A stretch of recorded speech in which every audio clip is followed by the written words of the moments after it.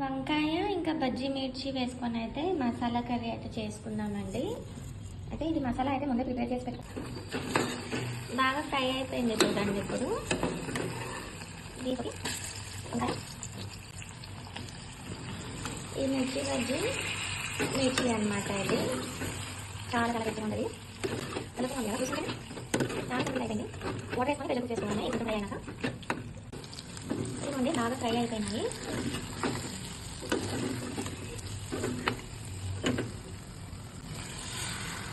Water add చేసుకొని pressure cook చేసుకున్నాము.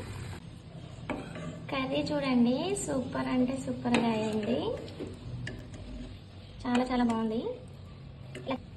ఈ మిర్చీస్ కూడా చాలా బాగుంటాయి.